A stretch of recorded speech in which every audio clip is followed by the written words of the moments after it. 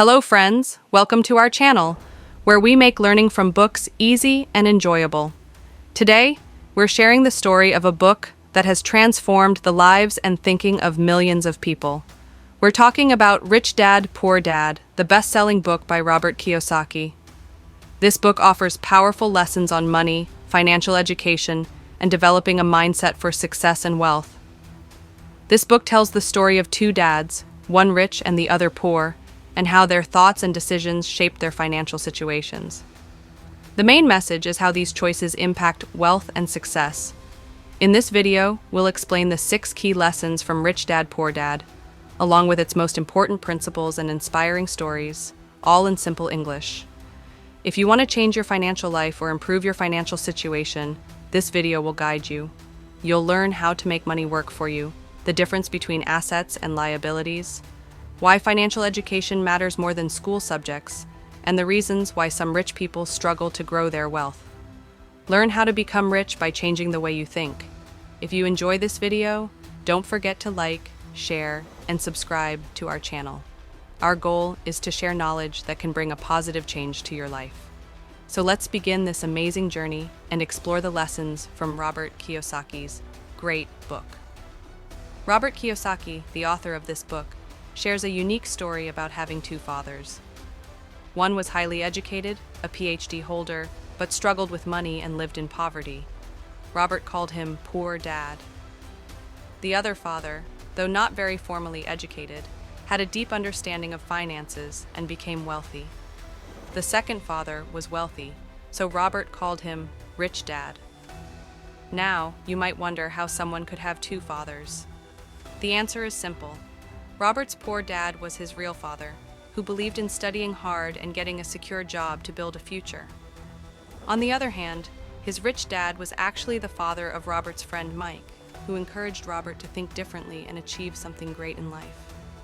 Let's start with the first lesson, what we need to do and how to do it. It is often said that rich people don't work for money. This might sound strange, but a simple story will help you understand. Once, there was a man who owned a donkey. Whenever the donkey worked hard, the man gave it just enough to keep going. Whenever the man wanted the donkey to work, he would hang a carrot in front of it. The donkey, tempted by the carrot, would keep working hard, hoping to reach it one day. But no matter how much it worked, the poor donkey never got the carrot because the carrot was just an illusion. Many people live like that donkey, working hard, believing that one day they'll become rich. But for most, money remains just a dream. Chasing it endlessly won't help. Instead of working for money, you need to make money work for you. When trying to become rich, don't just focus on earning money. Fear and greed can overpower you. Fear makes you worry about being poor, so you work harder. Then greed kicks in and you imagine all the things money can buy. This fear and greed trap you in a never-ending cycle where you work harder, earn more, and spend more. This is what Rich Dad calls the rat race. The result? You work tirelessly to earn money, but your expenses grow just as fast. It's a trap, a cycle you must escape. Most people who want to be rich fall into this trap. Don't chase money. Instead, make it chase you. If you have a job, work hard, but don't live only for that monthly paycheck. Often, that paycheck just covers your bills, leaving you stuck in the same cycle. Break free from this monthly routine and start building wealth by making smarter financial choices. When you get tired of one job, you might start looking for another and work even harder. But if you're still working just for money, you'll never become rich. The truth is, you are responsible for your life, not anyone else. So, ask yourself the important questions because only you have the answers. Are you working just for a sense of security, for a job where you won't be fired? Or are you working just to earn enough money, hoping that one day you'll become rich? If this is enough for you, then you're stuck in a cycle that will never lead to wealth. If your answer is no, then your first step is to let go of fear. Fear of not having enough money and greed for more can lead to poor decisions and push you toward failure. These feelings are natural, but don't let them control you. Instead, think carefully before making decisions. Always use your mind over your emotions. Every morning, ask yourself, am I using my full potential? Am I just working for money like everyone else? Stop thinking like ordinary people who focus only on a paycheck. Don't say, my boss pays me too little, or I can't earn more than this. Remember, you are the only one responsible for your problems. If your salary isn't increasing, don't blame your boss. Take charge of your situation, and you'll find the solution. This brings us to the first lesson and principle Robert learned from his rich dad. As part of this lesson, Rich Dad made Robert work in a convenience store without pay. At first, this seemed unfair, but it taught Robert to think beyond just working for money. While working, he started coming up with new ideas about how to make money work for him. One day, he noticed the store clerk tearing the front covers off old comic books. The distributor took the front covers as proof of unsold copies and replaced them with new ones, while the rest of the comic book was thrown away. Robert got an idea and asked the distributor if he could take the old comic books. The distributor agreed, as long as Robert didn't sell them. Robert turned this into a small business. He started renting the old comic books to his friends and other kids for a small fee. He gave them 2 hours to read each comic, keeping them neatly stored in his garage. He didn't have to do all the work himself. He even hired Mike's sister to manage the business and paid her a small salary. In just 1 week, he made a good profit and learned an important lesson. Let money work for you, and let others work for you, instead of you working for money. This lesson brings us to the second principle, the importance of financial literacy. In the 1920s, a meeting was held at the Edgewater Beach Hotel in Chicago, where some of the world's richest and most powerful business leaders gathered. These included Charles Schwab, a steel industry giant, and Samuel Insull, a major utility executive. But within 25 years, many of these influential people faced tragic downfalls. Some went bankrupt, others lost their mental health, and some even ended their own lives. The lesson here is that earning money isn't enough. Knowing how to manage and grow your money is just as important. People often get so focused on earning that they forget how to keep and protect their wealth. Building financial literacy ensures that you can handle emergencies, plan for the future, and maintain your financial stability no matter what challenges come your way. Many people dream of becoming rich but don't know where to start. For example, lottery winners might live happily for a few years, but they often return to the same financial struggles. The big question people ask is, how can I become rich? The answer is simple but powerful. First, learn to become financially literate. Think of it this way. If you want to build a skyscraper like the Empire State Building, you need to dig a deep foundation and make it strong. But if you're building a small house, a thin layer of concrete might be enough. Unfortunately, most people want to build a skyscraper on a weak foundation, which is bound to collapse. This is why Robert's poor dad told him to study hard and get a good job, while his rich dad insisted he focus on becoming financially literate. Most schools teach us how to build houses, not how to lay strong foundations.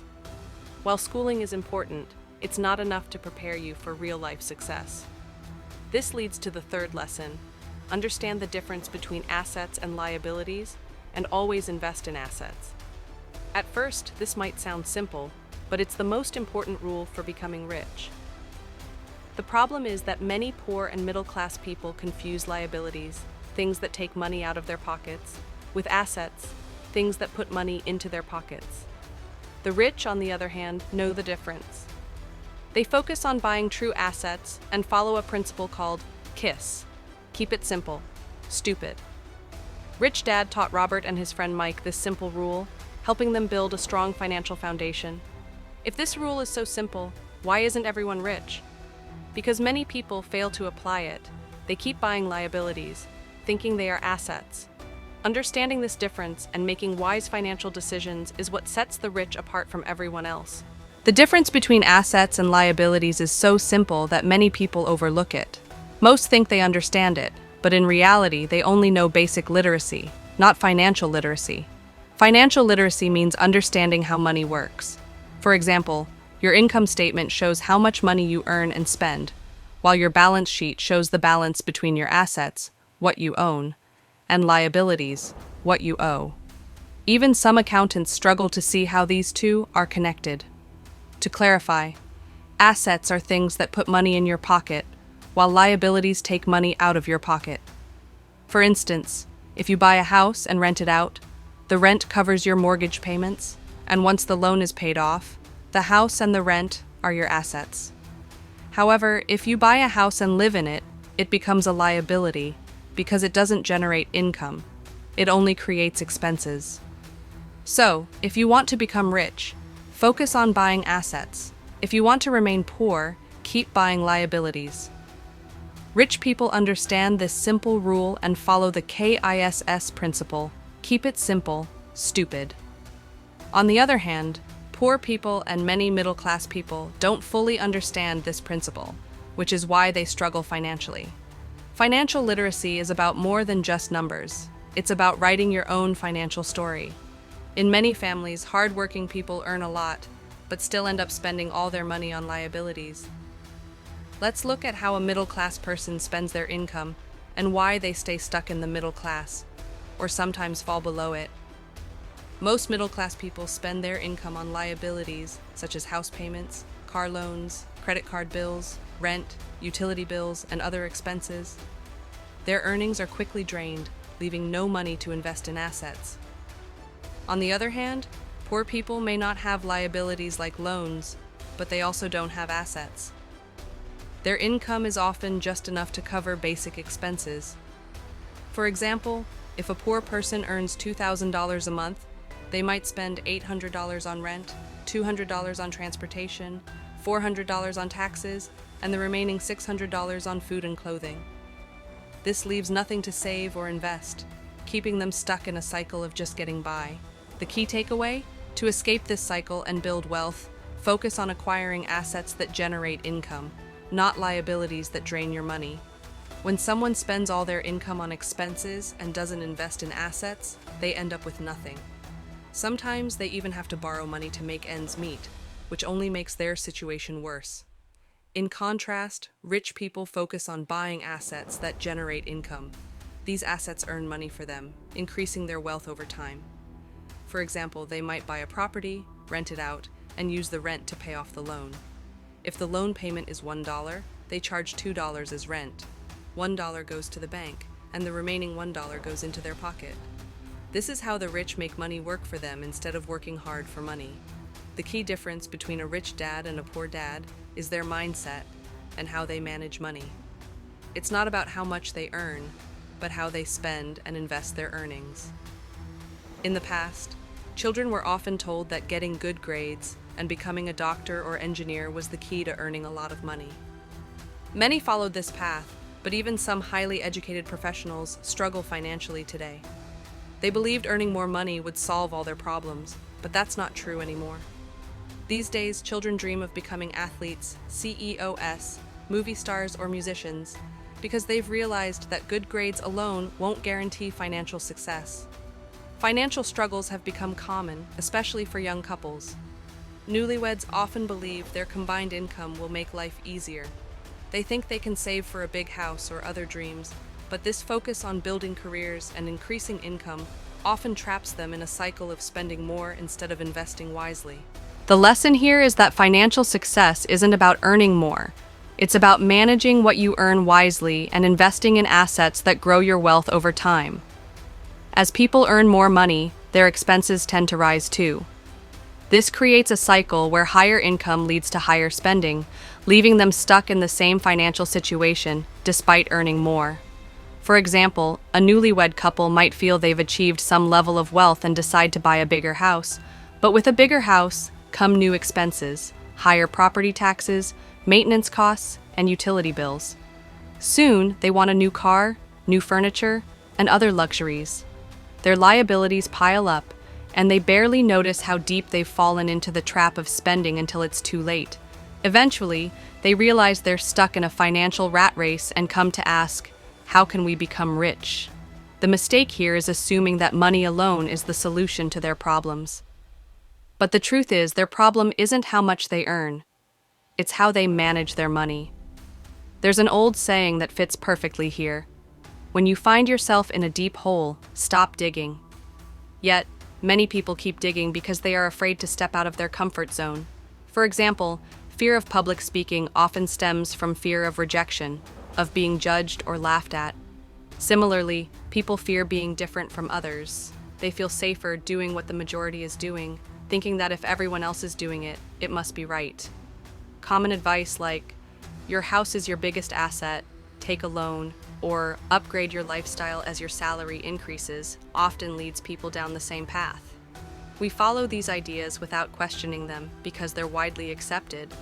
But just because many people follow a path doesn't mean it's the right one. Robert's rich dad once mentioned the wisdom of the Japanese, who believed in the power of three things: the sword, the jewel, and the mirror. The sword represents strength and discipline, the jewel represents wealth, and the mirror represents self-reflection. Among these, the mirror is the most important. It's about looking at yourself, questioning your decisions, and being honest about your financial habits. The key takeaway is to break free from the cycle of earning and spending without thinking. Instead, take a step back, reflect on your financial choices, and focus on managing your money wisely. The sword symbolizes physical strength, precious jewels represent the power of wealth, and the mirror reflects the strength within us, our self-awareness. The mirror is the most important because it helps us recognize our true selves. When you stand before the mirror and ask yourself, am I making the right decisions, or am I just following the crowd? The answers you find are your real power. The poor and middle class often let money control them, which is why they struggle to become rich. Robert and Mike, at just 9 years old, attended meetings with Robert's rich dad. These meetings included accountants, managers, investors, and employees. Rich Dad, despite leaving school at the age of 13, led these meetings confidently, guiding educated people with his business acumen. He was a person who refused to follow the crowd, took risks, and didn't worry about others' opinions. While attending these meetings, Robert and Mike noticed a difference in how Rich Dad approached life compared to their school environment. In school, their creativity felt stifled. Teachers expected them to follow strict rules, suppressing their talents and molding them into conforming members of society. Robert realized that school focused on producing rule-following workers rather than encouraging innovative thinkers. This became clearer when Robert had a disagreement with his poor dad. His father believed his house was his greatest investment. However, Robert noticed that his father's income and expenses were equal, leaving him stuck in a cycle with no time or resources to spare. Robert tried to explain that his house was not an asset but a liability because it drained money rather than generating income. The lesson here is that success doesn't come from blindly following conventional wisdom or conforming to societal norms. True success comes from knowing yourself, thinking critically, and understanding the difference between assets and liabilities. Robert's poor dad couldn't understand why he was spending his entire life paying off loans and getting nothing in return. This mindset was the key difference between Rich Dad and Poor Dad. Poor Dad believed in taking loans to buy a house and then upgrading to a bigger house after paying it off, repeating this cycle endlessly. Most people spend 30 years or more paying off loans for their homes.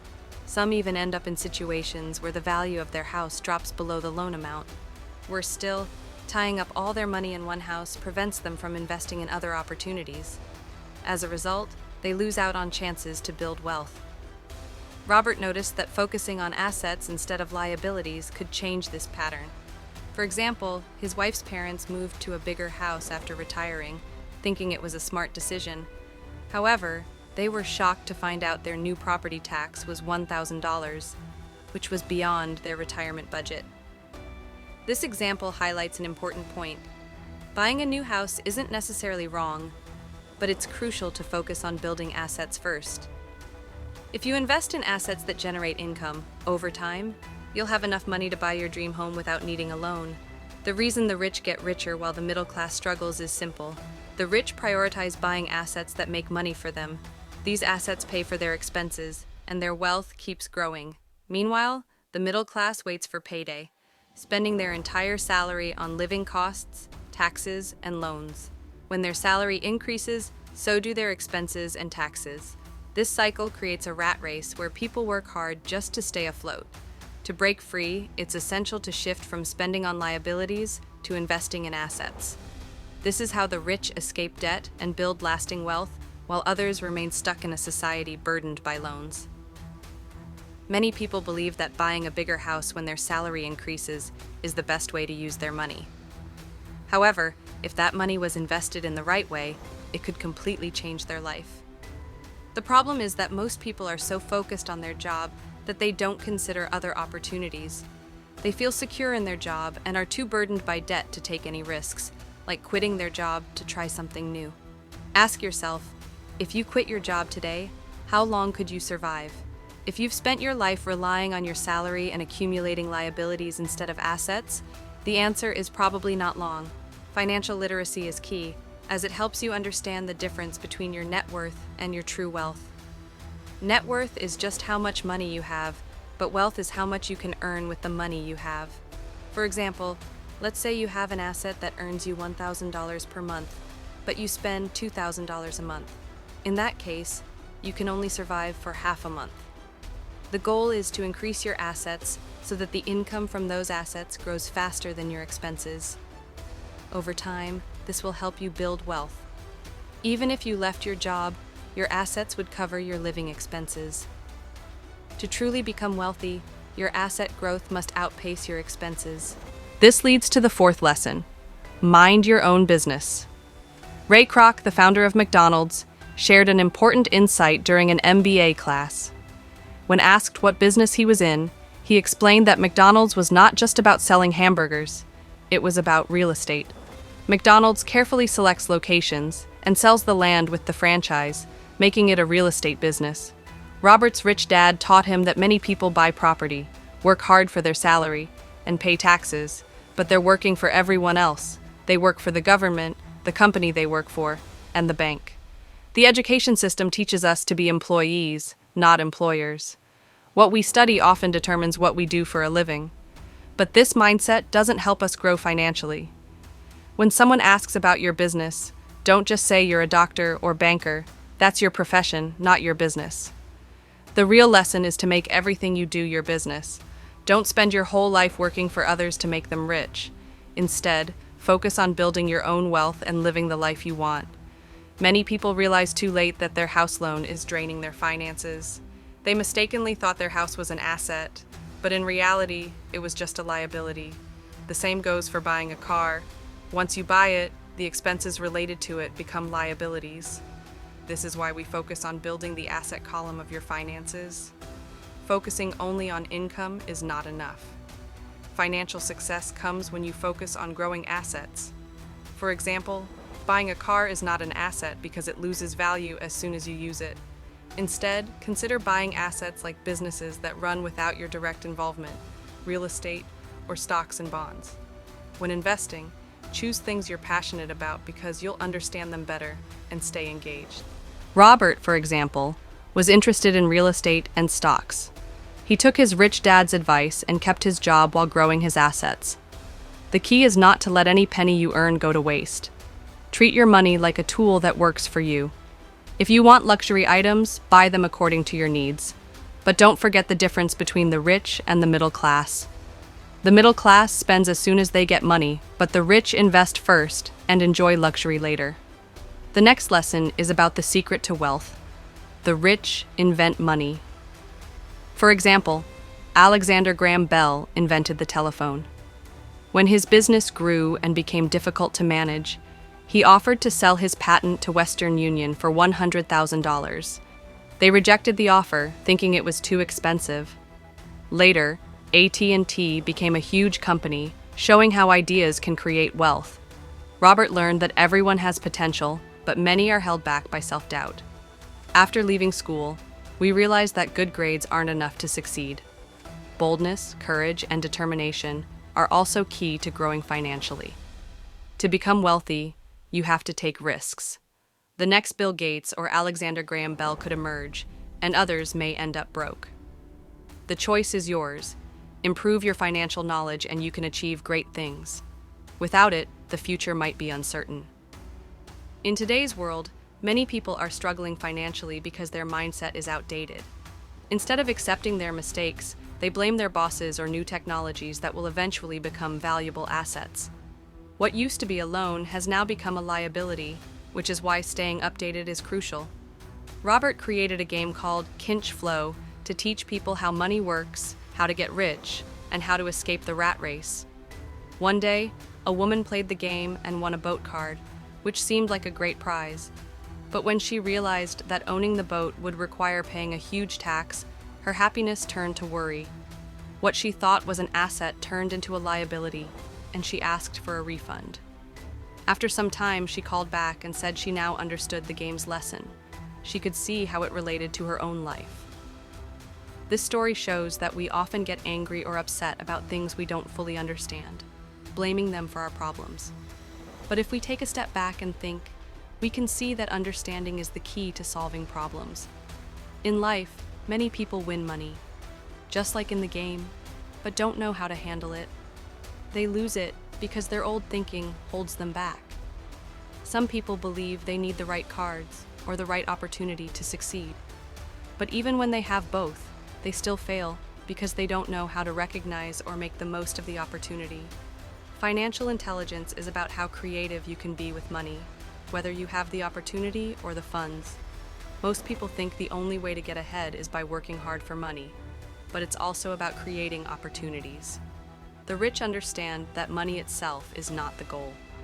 The real value is knowing how to use money and create wealth. Your mind is your most valuable asset. It can make you rich or poor, depending on how you use it. To succeed like the wealthy, you must develop the ability to create and grow money. Financial intelligence is key. Let's look at an example. In the 1980s, Arizona, particularly Phoenix, was facing economic hardship, and people were advised to save $50 a month. While saving for tough times is important, just saving isn't enough. A portion of that money should be invested for future growth. Let's take a look at the people in Arizona and Phoenix during a financial crisis. While many were struggling, some investors saw this as a good opportunity. People were selling their property for a fraction of its value. Many investors quickly bought these properties, and Robert did the same. He purchased a house worth $20,000 for just $5,000. Then, Robert placed an ad saying that a $20,000 house was available for just $5,000. Soon, his phone was ringing off the hook as customers rushed to buy the house. In just 5 hours, Robert earned money from this deal. The profit came from his asset column, and he didn't have to pay taxes on it at the time. Years later, his business was making so much money that expenses like company cars, gas, insurance, and client dinners were covered. Even these expenses became pre-tax items, reducing his tax burden.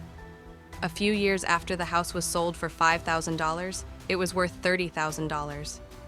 Robert continued to look for new opportunities as his business required him to keep moving forward. Now think about this. Working hard for a salary, paying 30% tax, and saving the rest just doesn't compare to using your time and money wisely. Instead of saving and paying taxes on that, it's better to invest in your most powerful asset, your mind. Becoming financially intelligent will allow you to prepare for any situation. The world is always changing. Sometimes there's a recession, sometimes growth. The stock market fluctuates daily, but financial intelligence will allow you to navigate these changes. You'll encounter many opportunities in life, and by using your financial knowledge, you'll be able to seize them. There are 2 types of investors. The first type buys ready-made investments, which is easy but doesn't require much effort. The second type, the professional investors, create their own opportunities and make significantly more money. If you want to become a professional investor, there are 3 key skills you need. 1. Find opportunities that others can't see. Your mind can spot things that others miss. 2. Increase your money. While the middle class often relies on banks, successful investors raise capital by finding ways to grow their money. 3. Surround yourself with smart people. Successful people work with those who are smarter than they are, learning from them and growing together. Before you invest, make sure you choose the right advisor. I know it may seem overwhelming, but the rewards are great. Life is full of risks, but you can only become wealthy by learning to manage them. Remember, focus on learning the lesson, not just the money, because if you focus only on money, it's only a matter of time before you miss the point. Robert once had an interview with a journalist. After the interview, the journalist said she wanted to be famous like him one day.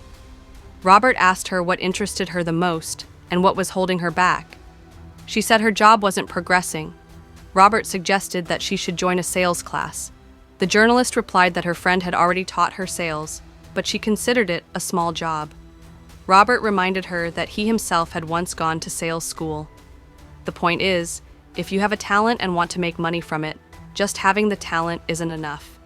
You need to learn how to present it to others. Without this skill, your talent won't help you earn. There's no shame in learning how to sell. Sales skills are valuable, and no one should feel embarrassed about mastering them. The difference between a rich dad and a poor dad is clear. The poor dad values job security, seeing it as the ultimate goal, while the rich dad emphasizes learning to become wealthy, regardless of job security. We must learn continually. Schools reward us for mastering specific subjects.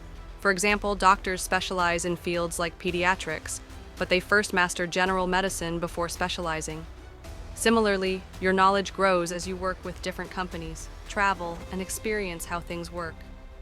This is why Robert's rich dad took him and Mike to meet professionals like doctors and accountants to learn how they handled their work.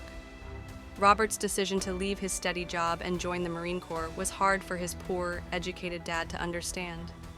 He couldn't grasp why Robert would leave such a good job. Robert tried to explain that he wanted to learn how to lead a team, how to manage a company, and experience life in a different way.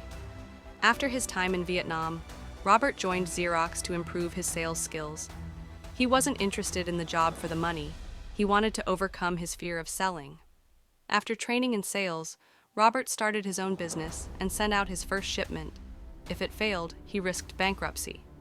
But he remembered his rich dad's advice. Take risks when you're young, because it's easier to recover at that age.